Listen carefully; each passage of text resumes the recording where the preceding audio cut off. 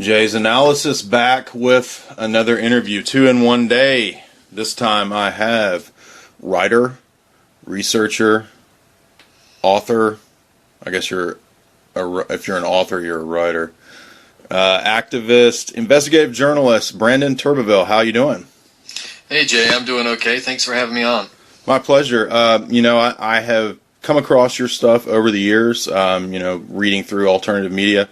And the name stuck with me. It's kind of an interesting last name there.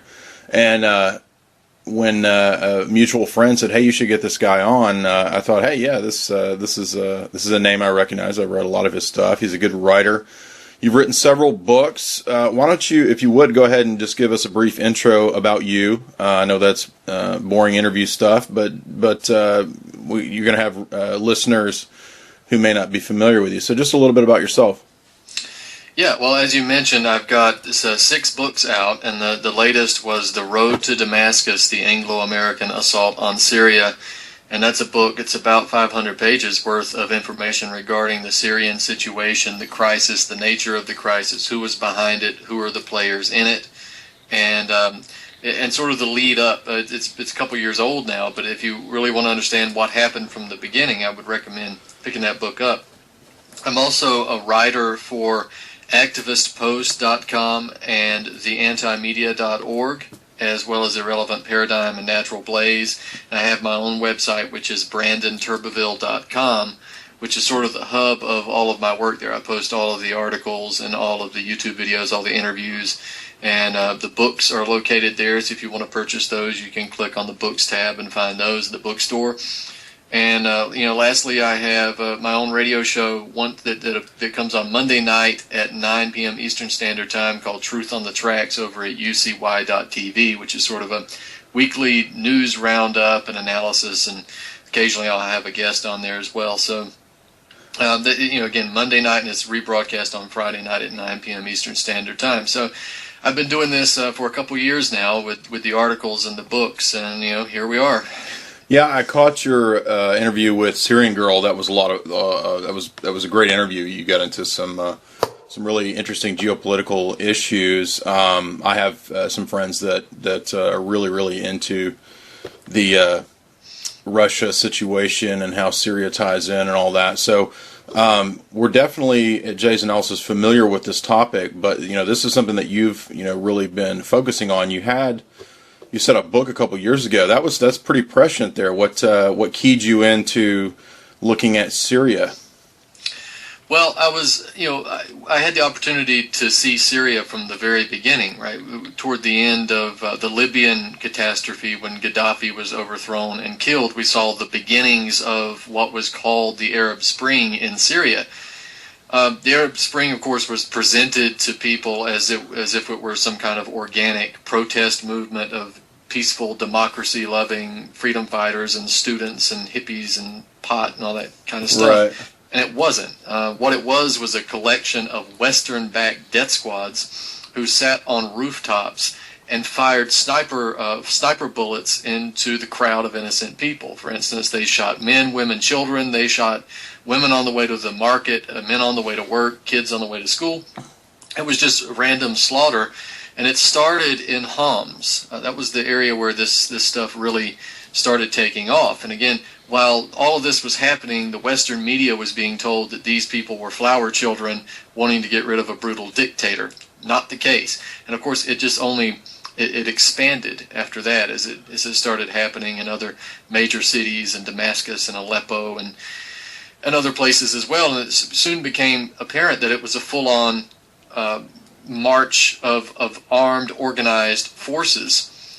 And from the very beginning, as I said, this was funded by the United States and NATO via Saudi Arabia, Qatar, Jordan, and right. facilitated by Turkey and these countries.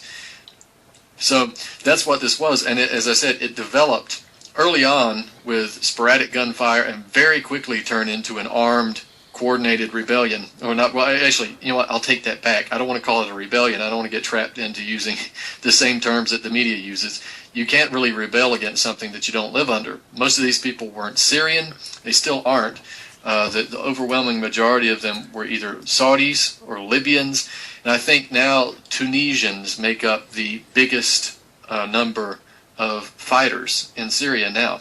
Right. So, that's what this was, and you could also see early on that not only were they just was it an open armed insurrection or an invasion, that it was not a simply just combat between freedom fighters and revolutionaries and government troops. Right? These people were fanatics. They hacked people to death. They beheaded people in the streets. They imposed brutal Sharia law onto the people that they, the neighborhoods that they took over and the areas that they conquered. And it became very clear early on that whatever you thought of these revolutionaries, whatever you thought of Assad, they were much, much worse than Assad. Yeah, I recall all those headlines at the time, and it came out pretty quick even. The CFR had a post about how it's time to support the so-called rebels in that arena, and then it was all branded as rebels, and then it morphed into ISIS, and so then it becomes a situation where there's this ridiculous three-way game at work where Obama's talking about how he won't team up with Assad to beat ISIS because ISIS and Assad are the enemy. So it's completely ridiculous in the sense that it's an open story about Western funding for ISIS. Yeah, and I think that's one of the important things for people to understand. We have this narrative that's given to us. We have three parties in Syria, and then there's a couple sub-parties, right? You have the Assad government, which is painted as brutal dictators, right. The new Hitler that was tried at one time. And then you have the moderate rebels, who are just moderates who don't want to be under ISIS or under Assad. They're moderate rebels. And then you have the ISIS fundamentalists, right? And under ISIS, you have al-Nusra, you have al-Qaeda, you have Harakat Hazam, and all these groups. Mm-hmm. That's what's painted. The picture that's painted to us, but the truth is, the truth is that it's not true, right? You have two parties in Syria, which is the Assad government, and then you have death squads and terrorists. There are no moderates in Syria. Whenever you hear moderate rebels, please know that it is a lie. Right. There is no such thing as a moderate rebel in Syria. In fact, I could even point to 2013. There was an article by Ben Hubbard in the New York Times where he was given his analysis of the moderate rebellion, and he stated that there was not in anywhere in rebel-controlled Syria was there a secular fighting force, because they all imposed Sharia law. They were all responsible for a number of different atrocities. The group that's usually presented as being the moderate rebellion is the Free Syrian Army. That's the FSA. They're the ones that they're the umbrella organization. They have all these different brigades. The Free Syrian Army early on was well known for imposing Sharia law, for beheadings. The Free Syrian Army is the one that one of their brigades forced a young child to behead a Syrian soldier. They have something called burial brigades, which was a mass execution team. And, of course, we also had the Farouk Brigade, and one of the members of the Farouk Brigade was Abu Sakar. And this guy was the one who cut out the heart of the Syrian soldier and then bit into it on camera for YouTube. So this is the FSA. I mean, this is a cannibal. Or are they moderate cannibals? Can we call them moderate cannibals? And right. You have open admissions from people like Basil Idris, who was one of the commanders of the FSA, saying openly that they worked with al-Nusra and ISIS. We had Abu Fida, who was part of the Revolutionary Council, who said the same thing, that they work with ISIS and Nusra. And we can go on and on. The Syrian Revolutionary Front, which is supposed to be another moderate rebellion or moderate rebel faction, Jamal Maruf, who was the leader of that, stated that his brigades work with Nusra and Al-Qaeda. So they all work together, and they're all a part of the same organizations. Now, if people want to really look at the history of Al-Qaeda, then they can look at the leader of it, or the history of ISIS and how it became ISIS, because the name keeps changing. Over the last few years, the names have changed a number of times. We have, at first, for instance, I generally try to draw the parallel here. If you look at the leader of ISIS, which is Abu Bakr al-Baghdadi, Right. You can kind of look at how this goes forward. Baghdadi was an Iraqi who had joined Al-Qaeda to fight against Saddam Hussein. He, during the U.S. invasion, was kind of distinguishing himself by brutality, attacking Shiites and Christians, and imposing Sharia law and all this type of stuff.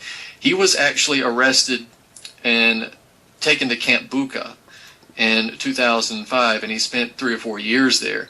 When he came out, and of course the only 2 ways you can come out of a U.S. torture camp is by becoming a double agent and working for the United States and the intelligence services, or you come out in a body bag. So this guy came out not in a body bag, so what can we surmise? You get a Rolex, and you get connections to British rappers too. Exactly, and U.S. senators. Yep. So he comes out of Camp Bucca, and he's still a member of Al-Qaeda in Iraq. Right? It's called Al-Qaeda in Iraq, and they changed their name from Al-Qaeda in Iraq to the Islamic Emirate of Iraq.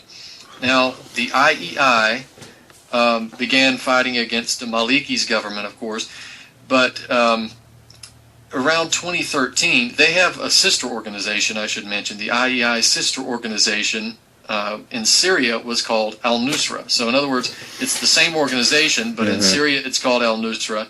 In Iraq it's called the Islamic Emirate of Iraq. Around 2013, Baghdadi and some of his groups went into Syria to work with Al-Nusra, and they sort of merged the groups, called it the Islamic Emirate of Iraq and the Levant, IEIL, right? And eventually this name went from the Islamic Emirate of Iraq and the Levant to the Islamic State of Iraq and the Levant, ISIL, right. which changed to Islamic State of Iraq and Sham, or Islamic State of Iraq and Syria, right? So ISIS, and now of course it's called IS, the Islamic State. So if you look at the history of the name changes, you'll see that that's all it is. It's just a name change. It's not that these groups are different. And of course, there are disagreements and fights at the low levels because these people are fundamentalists. It's a sectarian, right? Yeah. Yeah. So I mean, it's the nature of the game. If you're a fundamentalist, if you disagree with one silly tenet of this religious doctrine, that some other guy's wearing a purple shirt on a Monday when he should be wearing it on a Wednesday afternoon, that you have to behead him, right? So this does happen at the very low level. So they have fought amongst themselves a little bit, but all in all, these groups are the same thing. Right. Well, and go ahead. Oh, I was just going to say, you can see this also with the arming of the terrorists, right? We have arms that the United States drops. We have TOW missiles, anti-aircraft missiles, and so forth, small arms going to Harakat Hazam. And then ISIS says it's going to attack Harakat Hazam, and what do? They just walk away. Hazam just says, okay, all right, fine, we're not going to fight. We're going to walk away. And by the way, we'll leave all those weapons that the United States gave to us, and ISIS can take them over. Now, that's a back door to openly just arming ISIS.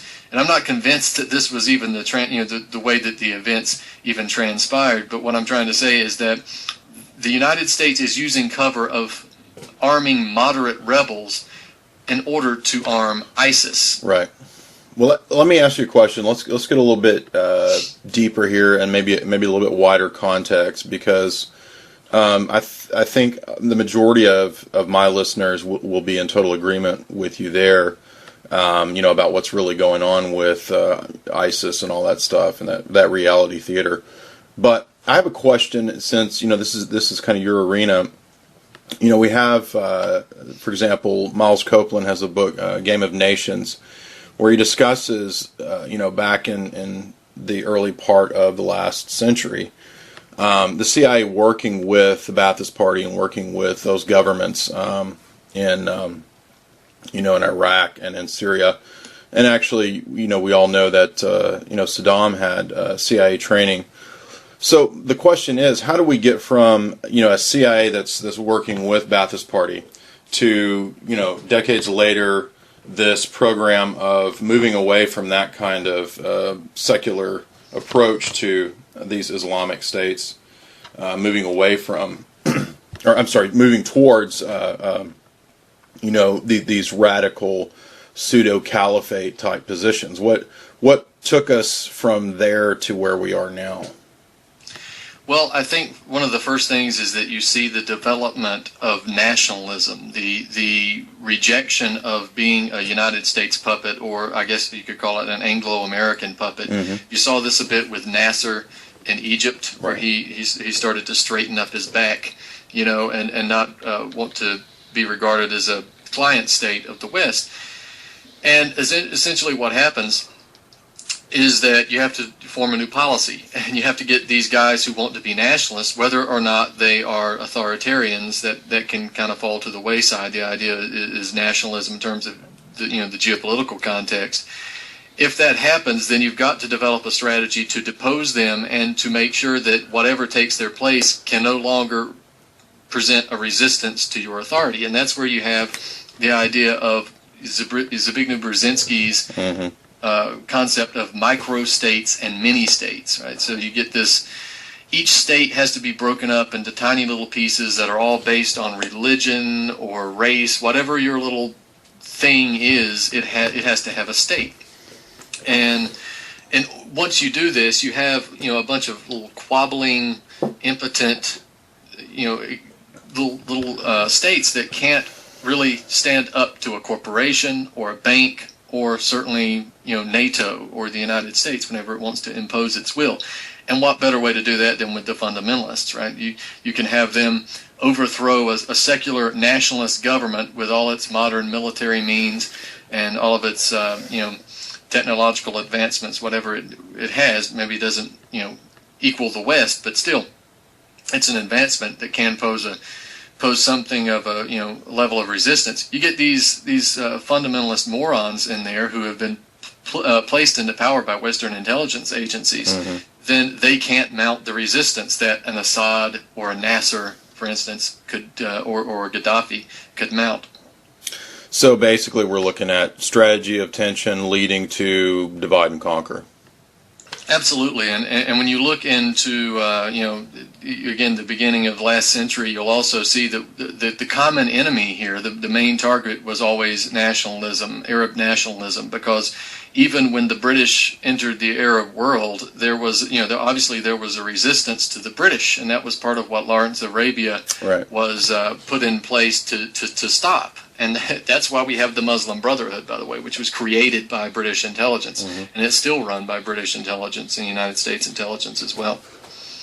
Yeah, Al-Banna. There's also interesting connections to Masonic lodges and secrets and different... the lodges being used in connection with things like the Muslim Brotherhood. What is your view of where things are going? I mean, what I'd like to know is, we know a lot of this has to do with energy, it has to do with big corporate deals, has to do with moves that Russia is making. So give me some insight on that. Where's it going with these larger power block players? Well, it's always really difficult to predict these types of situations, because on one hand it could go nowhere. I mean, this could stop tomorrow if people wanted it to stop, right? We could theoretically see a pullback and things go back to largely the way they were. Or on the other hand, we could see World War III, and somewhere in between. Certainly we hope World War III doesn't happen, but the idea is that the United States and NATO and the sort of Anglo-American apparatus there is trying to cut off the legs of Russia. It has a major bargaining chip if it were able to get a pipeline that runs up through from Qatar, and the United States and NATO, by the way, is what I'm talking about, Right. as a major bargaining chip if it can get a pipeline that comes up from Qatar, up through Jordan and then Syria and then into into Turkey and then into Europe, right? Because what this does is allows a NATO ally, European ally, American ally, to provide oil and gas to Europe, directly to Europe. Right now, that major provider is Russia. Right. And if Russia decides to cut off the spigots, then it's going to get very cold in Europe. And they know this. Russia knows this. And that's why Russia doesn't want them to get the pipeline and why they want to get it badly. And in fact, this was a discussion early on which Assad nixed. He said, no, we're not going to allow the pipeline. And he began instead working with Iraq and Iran on a pipeline that would go through Syria there. So you also have that alliance that's had been developed between Assad and Maliki at the time, and Iran, which is not what the Anglo-American powers want, because they don't want a unified front anywhere in the Middle East. So that was another reason that Syria was targeted. This pipeline is a major part of it. Also, a reason to target Syria is just geopolitical strategy. If you're going to topple Iran, right, which is the next country on the chopping block, I guess one could argue that Lebanon would be next, but I don't think it would be nearly as difficult to weaken Lebanon as it would be to go after Iran or even Syria. So the idea here is to knock down one more stepping stone to Iran, and the ultimate goal here is Russia. Right. And this was written about in Brzezinski's own books, like The Grand Chessboard, where you can read where he has this plan to break Russia up into at least 3 different countries. He wants sort of a European Russia, an Asian Russia, and a Eurasian Russia, and they're all supposed to be broken up and almost a very loose confederacy. Now, no self-respecting nation would accept its own breakup into 3 loose confederacies, especially when Russia has traditionally been an extremely large country of about the same dimensions, right? So this is not going to be accepted by Russia, but this is the plan by people like Brzezinski, and this theory has been pushed. This ideology has been pushed not just by Brzezinski himself, of course, but by Obama's advisors, by individuals in the Pentagon, by strategists, whether you call them neoliberals or neoconservatives. It really doesn't matter, because only the presentation and some of the methodology is different. Yeah, there was it's in Grand Chessboard, and he restates it again in Global Strategic Vision from a couple years ago. That it's got to be broken up into these smaller regions that can be so that Eurasia can be a controlled situation. Now, how does this fit into? Is this fitting into the idea of propping up the petrodollar and the dollar economy? Is that a big part of this, so that Russia doesn't pose any kind of economic challenge to Western domination? Yeah, I think that's part of it, and there's rarely just one reason for doing this, and right. Obviously the petrodollar would be one part of it, but I don't think that's the be all end all be all of that strategy. I mean, again, the idea here is world hegemony, and personally, I don't think that it really is going to matter whether that world hegemony is American or European or whatever. I think that world hegemony, personally speaking, is going to come in the form of something else, sort of out of the ashes of the old, right. which is the methodology that's been used since really recorded history. Destroy the old and build the new order out of chaos. Well, that's the phoenix from the flames. Yeah, you've got to have order out of chaos. So absolutely. Yeah, and so when we mentioned this strategy, this was mentioned with Anne Marie Slaughter, who is a State Department employee or State Department worker who wrote for, I think it might have been, well, I don't want to say it was Counterpunch. She wrote, and it was in mainstream media, and I've got it cited in my article. She wrote an op-ed where she talked about open war in Syria, where she argued for attacking Assad, not because we wanted to help the poor Syrian people that are being brutally abused by the dictator Assad, but because we wanted to strike at Putin. Mm-hmm. And so it was pretty open what she was saying. You know, she actually openly said that if in order to strike at Putin, you have to strike in Syria because he's too strong in Ukraine. So you have to hit him where he's weakest in Syria. So basically it's an open admission that Syria is not really about Assad. It's not about the Syrian people, certainly. And it's not even fully about Iran. It's about Russia. And that's, you know, that's a very dangerous prospect, because you're talking about picking on a nation that has nuclear capabilities and the ability to deliver those nuclear weapons. And this ties into Ukraine too, because it's a multi-pronged attempt to, obviously make encroachments. And so what we saw with Ukraine and these, years of staged color revolution nonsense ended up, leading to regime change, the coup, rise of right-wing fascist type weirdos. And so, how is this game going? Who's getting the upper hand here? Is it the Anglo establishment? Are they making headway? They do seem to have, achieved their agenda in Libya, and other things, other states that we've seen in the last few years.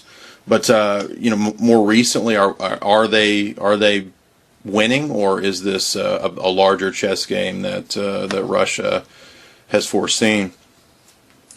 Well, again, I always tend to look at these things on a number of different levels. I mean, on one hand, you can say, yeah, the United States, the NATO alliance is winning, or at least they've gotten way more shots in than Russia has gotten in, right? Whether it's in Ukraine or Syria or other locations. But on another level, again, I personally think that this is just a major part of a chess game that is ultimately designed to end in a major war.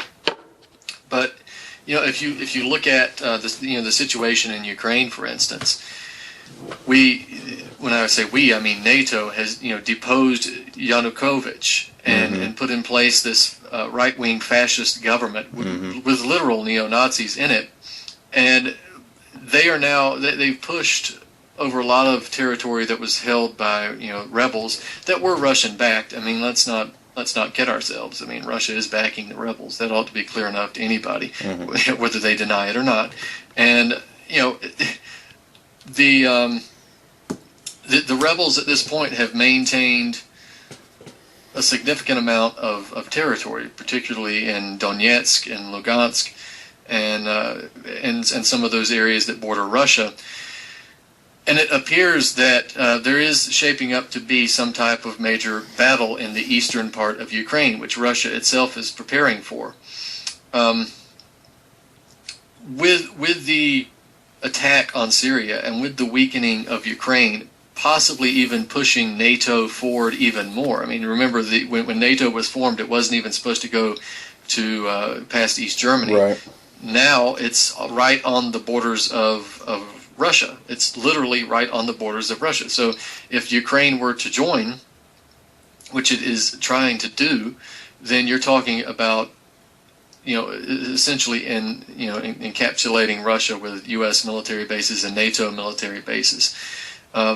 This is probably a more dangerous location even than Syria in terms of what could happen if something goes wrong, if something goes live.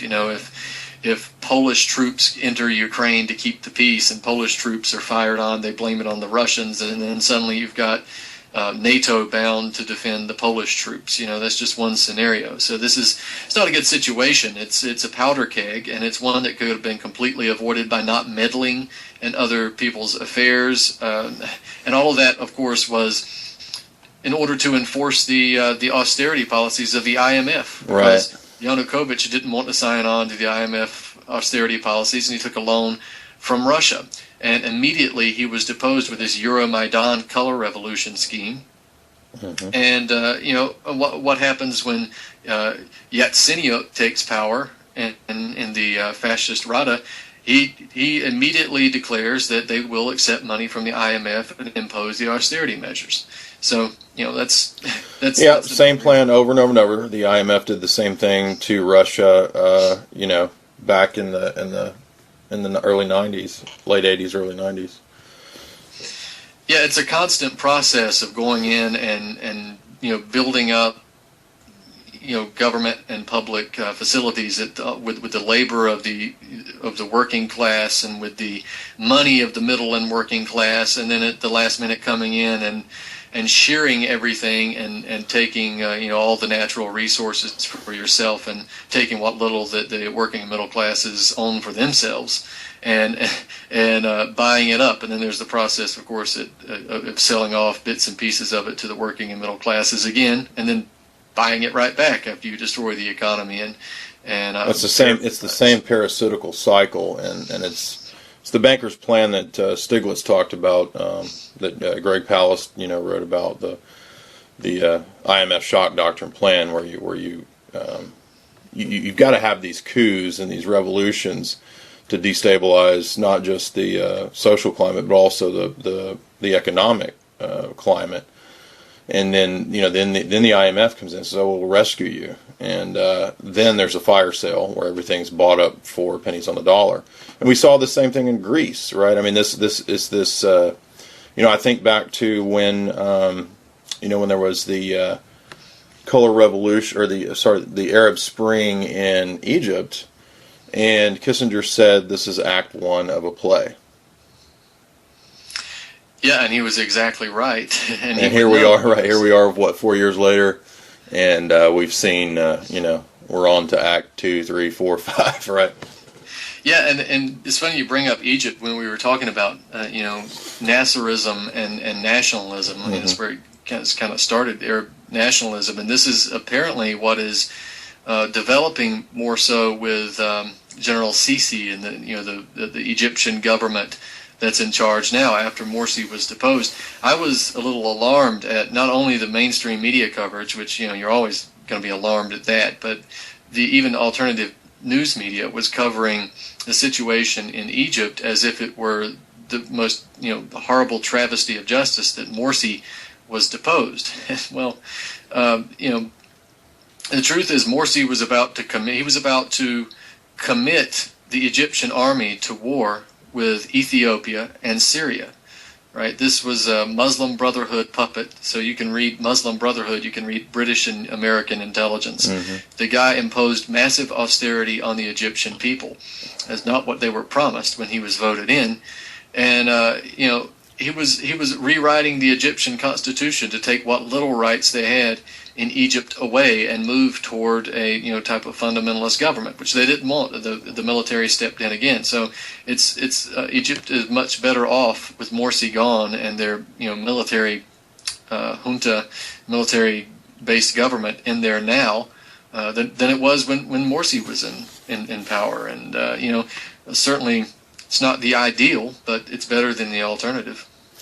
Yeah, I mean, at what point you would think you'd think that it would become evident that the same patterns seem to keep happening. But it's kind of like Brzezinski said elsewhere. The public will eventually not even remember what was in the news 2 weeks ago. And so, when you first get into the awakening and all that kind of stuff, and you have your awakening to conspiracy and then larger geopolitical movements, you get into news and the news cycle and reading the news, but then at a certain point you start realizing that, well, even maybe the news cycle, right, is kind of a joke, because who remembers what happened 4 years ago in Egypt, right? I mean, obviously the people in Egypt do, but what I'm saying is at a certain point, here's what I'm getting at. What do you think about news media and mass media coverage of all this stuff? I mean, isn't it also just basically a big theatrical joke? Yeah, it's total propaganda. I mean, I often find people who consider themselves informed who watch CNN all day. They've got Fox on TV or MSNBC, and they're news junkies. And right. You can also talk to somebody on the street who just doesn't watch news. They're just not interested in the news. And yet, despite the fact that they're obsessed with, sports or some other television shows, they've got propaganda coming from that, they seem to be more well informed about world affairs by not knowing anything than the people who watch the actual news shows. Right. At least they're starting from kind of a neutral standpoint where they don't know what's going on, versus being told that Assad is the new Hitler and he's got concentration camps across the world and motivating them to war. So, I don't pay attention really to the mainstream media because it's all a joke. Generally speaking, a good rule of thumb is if you see a story on the mainstream, you can generally assume that the opposite of that is right. true. Exactly. Yeah, I remember some years ago. I don't take WikiLeaks seriously, but there was a leaked document from WikiLeaks that was. I don't even hardly remember the name of it, but it was something to do with military propaganda in insurgent areas in foreign countries, and this manual gave the most ridiculously detailed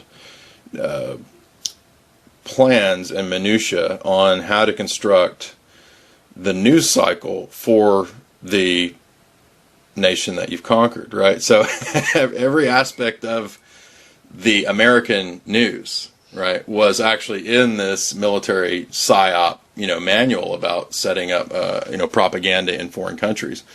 Now that won't come as knowledge to you, but when you think about that, I mean, that's a pretty profound revelation that the news media as a whole is basically structured along, decades of psychological warfare and propaganda, PR, Bernays, blah blah blah, all that kind of stuff. It's structured to sell whatever the entity wants to sell, right? So it has nothing to do with what's objectively the case. In fact, it's completely a war on that. And I think that all that we've seen, especially in the last few years, the news cycle has just gotten completely ridiculous.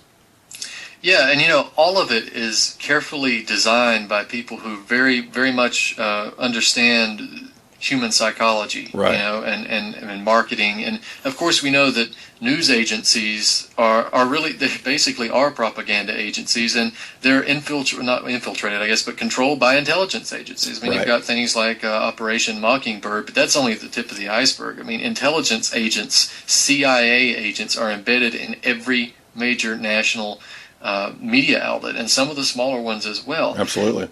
And you've got things even from the screens in the background and the ticker tape and the tone of the voice and the way the voice lands whenever they're giving a report, as if to give you a conclusion at the end. All of that is carefully constructed to make you believe something that is not true. Yeah, and that's exactly what that manual got into. I mean, it was that detailed. It was down to how the news guy needs to dress, how the tie needs to be, how the set needs to look. It has to be at a certain angle. The camera needs to be so far away. I mean, it was that detailed.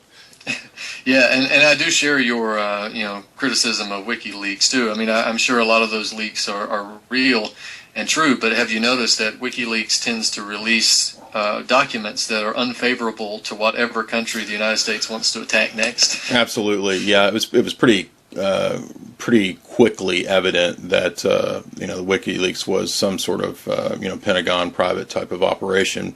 Also because where did it go? Suddenly it disappears, and then what does the mainstream media promote? Well, along comes Snowden.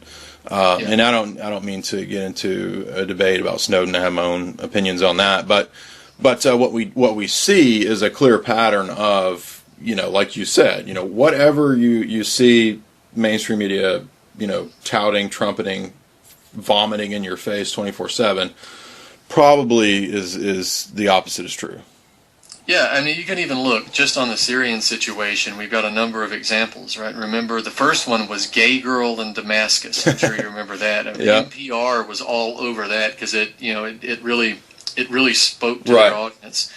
And so liberal, so oppressed. Yeah, so many minorities embedded in one person. And what's funny is that it wasn't a gay girl; it was an older guy. It was a dude, right? Some old dude. He was in the UK. And Yes, it was fake. And then you had Syrian Danny, right? Yeah, and he was caught, staging chaos in the background to make it look like he was a victim and all of that garbage. And then we had recently the Syria boy, the little kid that the shooting thing, yeah, which was filmed in Malta by a Norwegian film crew. Yep. And we even had a report early on in the Syrian destabilization, where Ben Rhodes was allegedly the mastermind of this. But the idea was to film, to go out in I think was it Kuwait or Qatar, one of these countries, and create a film set out there and show masses of people celebrating Assad's fall, show that Assad was killed, and film generals being hung and that sort of thing, and then broadcast it, overtake the broadcast signals of the Syrian television and broadcast this out on the television sets of Syrian people so they could look around and see that they had been defeated. Well, all of it would have been an elaborate film set, right? This would have been right. Hollywood-style propaganda and then blasted onto the television screens. But put yourself into the shoes of an average Syrian who turns on the TV and now you see that your top general is being hung by his neck on the city square, and you can see it for yourself, right? Now you're demoralized.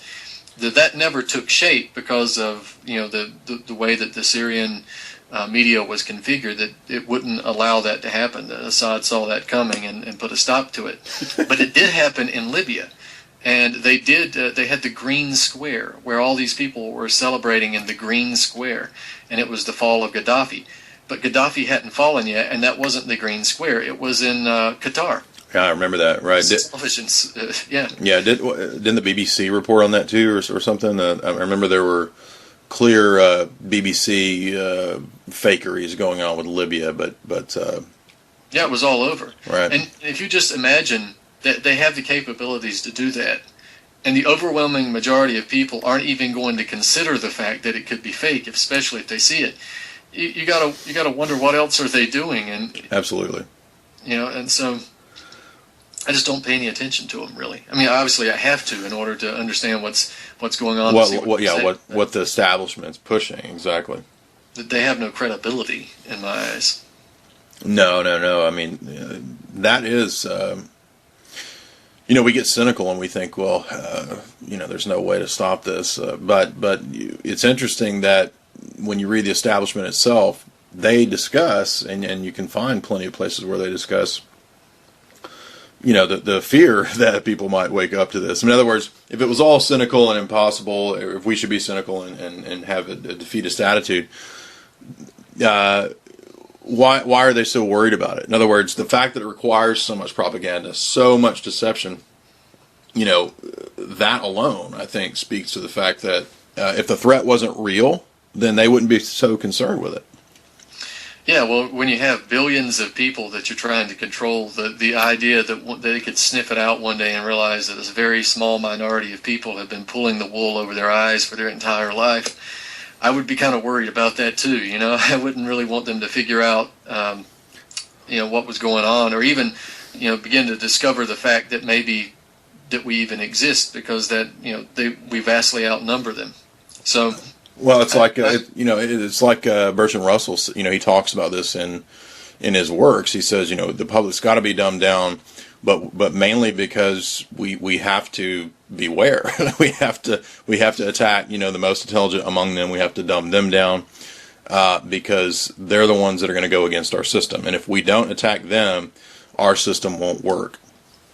Yeah, and in fact, Charles Galton Darwin said the same thing. He said that we have to remove any semblance of the natural man, the man's wild capabilities. The wild man, yeah. Yeah, but we, the elite, we will be the wild men. Right, exactly. Now, let's transition into you've written a book on Codex Alimentarius, and that attack on human nature, human vitality, the soul, the psyche, rationality that we possess. Let's talk about that. How does the work that you've done with health and the attack on the right to have vitamins and nutrients. How does that fit into this whole agenda?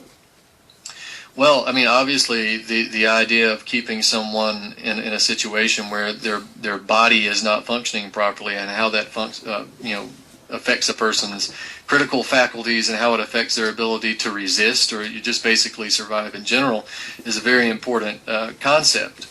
The Codex Alimentarius is the name of an organization. It's a UN-based organization, and it's created in 1964 under the Food and Agricultural Organization. And the idea is to harmonize world food laws in order to, under the guise of making trade more easily accessible and making it, harmonized, obviously. So the World Trade Organization has a lot to do with this, and so do a number of other organizations.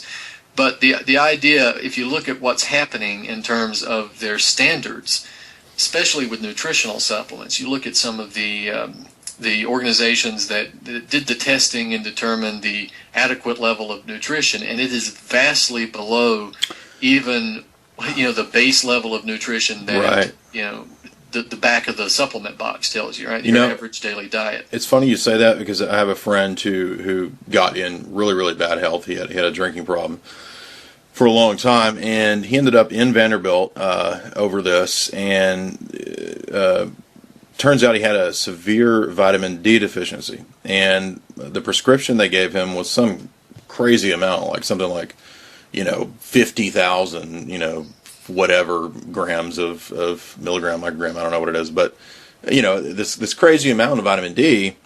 And we were discussing this after he got back, and I'm sitting here thinking, well, we've always been told that you only need this small one, what's listed on the label says 100% vitamin C daily, right?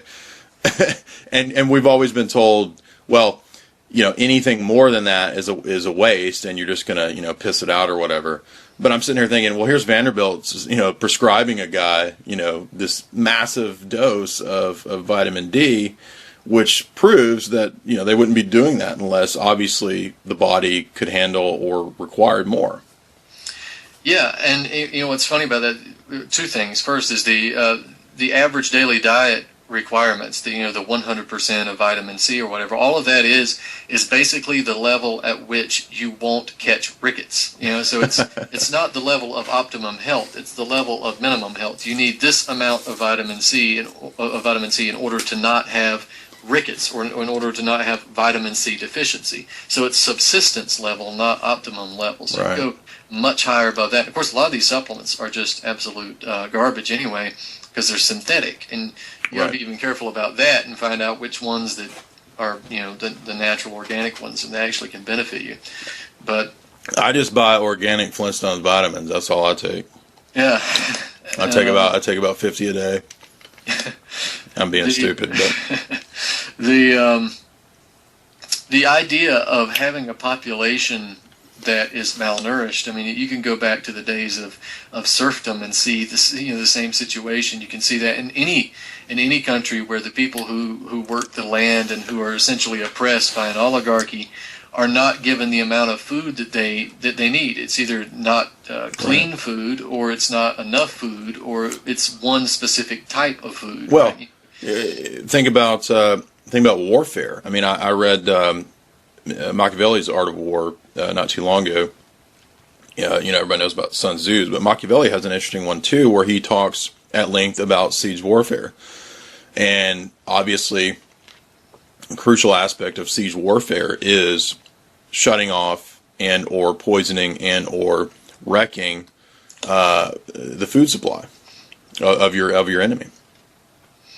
Yeah, and if you look at, again, I go back to the days of serfdom and that sort of thing. We have people who are on a restricted diet. The type of food that they have is, while it's clean, while it's all organic, good food, if you're only eating carrots, then that's not right. Peasants can have potatoes, but then like England, having these crazy laws of you either can't hunt or you can only hunt one day, or something ridiculous like that. Yeah. And then we come forward to today where you see, there's this misconception of people who are obese being overnourished, and there's really nothing that there is no such thing as overnourishment, right? Actually, a really obese person is actually malnourished. Just because they eat a lot of food doesn't mean that they're overnourished. That food it could scarcely be called food.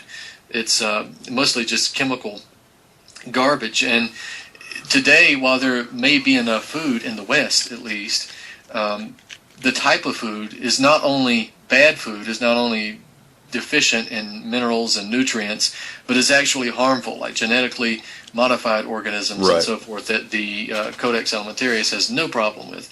But these types of food, which have been shown to cause cancer, despite what Neil deGrasse Tyson and all the hipster scientists or hipster fans are saying, has been shown to cause cancer and a number of other health issues as well.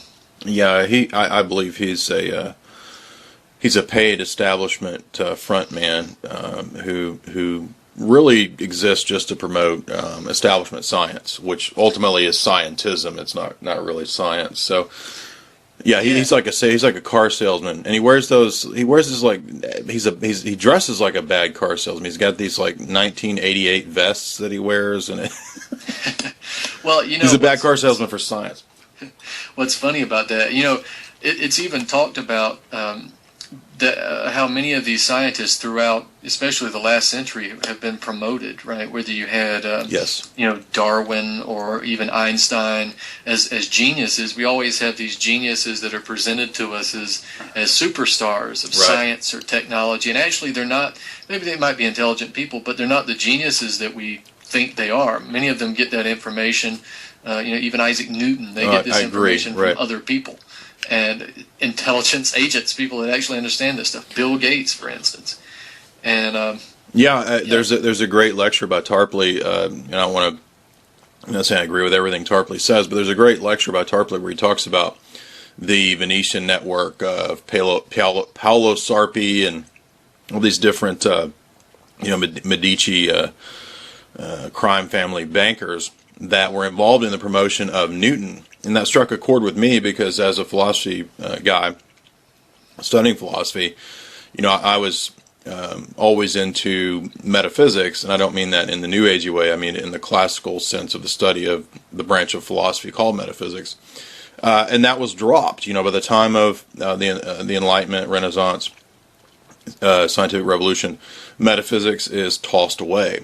But in the Royal Society and these different groups, there's a clear pattern of continuing a tradition of genuine metaphysics, and meanwhile feeding everyone else pop science people like Newton. And like you said, I'm not saying Newton wasn't intelligent, but there's a clear different working paradigm that people in the establishment at the top are working on, that the rest of the populace is fed kind of junk stuff. Yeah, and it's funny because we've now had this culture in the West where it's become trendy to be a nerd and trendy to obsess over quote unquote science. Right? It's what you referred to as scientism, and I think there's a good name for it. And so you're given these superstars, and everything boils down to the question of science. Is it science, right? For instance, the Neil deGrasse Tyson issue. Like, if you came out and said that you think genetically modified foods cause cancer, then they would look at you and say, well, you don't have a degree in that, so I have to go with the scientists. Well, Tyson is, I think, a physicist, not a geneticist, and you can look at David Suzuki, and I'm not a fan of him because he wants to reduce the population and thinks we're all scum and stuff too. But he actually said that people are crazy if they think that genetically modified foods are safe. So my hipster scientist is better than your hipster scientist on this issue. So I would just like people to take a look at that for what it is. The fallacy of authority. I'll just cite that, which is, by the way, not scientific. Simply referring to. That's actually a logical fallacy. But, I was doing I wrote 2 articles criticizing Tyson. And in the course of that, I came across his CV. And he's got a book coming out. He's a co-author of a book coming out that actually is tied into military psychological warfare like special warfare type stuff. So that, to me, suggests a little bit of shadiness on his part. I don't have any direct proof. I don't know what his advanced military tactics section of the book is going to be, because I don't think the book's out yet. But that suggests that he might have alternate funding and alternate interests. Well, I'm sure he does, and as we just said, many of these scientists who are put out there. I mean, you talk to people, some of the interviews and writings surrounding Einstein, and people would refer to Einstein and say, well, he wasn't much of a scientist, but he was a great politician. And for whatever he did, and however intelligent he may have been, he was used more as a speaker and more as a pusher of certain concepts than he was of actually developing them. And I've read his essay on socialism. So he basically existed to, I'm not saying he didn't have scientific discoveries, but he existed to promote socialism, and he worked on, the atomic Manhattan Project. But there's other aspects of the hidden science that I'm talking about, where he kind of thrust away things like the unified field theory and Kaluza-Klein models of electromagnetism, ether, things like that, that kind of went underground. So here Einstein's put forward as the standard, basically. Meanwhile, military-industrial complex is working with all this Tesla technology to build, geoengineering platforms, to build systems related to, electromagnetic warfare, all this crazy Tesla stuff, is really going on, while you have this facade of pop science. Yeah, and that's been used for years in that way.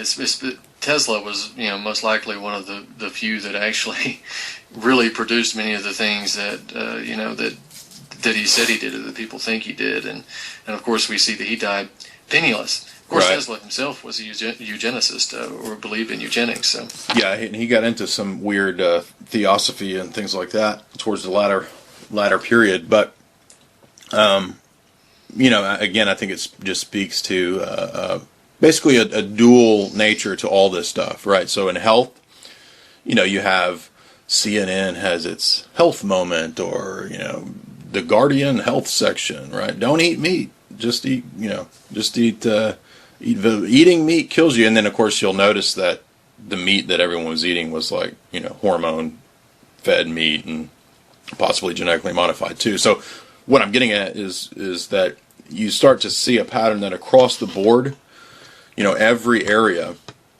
there's a true area and then a false area. And what everybody's sold is this sort of full spectrum inverted version, this fake version, fake environmentalism, fake food, fake nutrition, fake education, fake science, and so forth. Would you agree?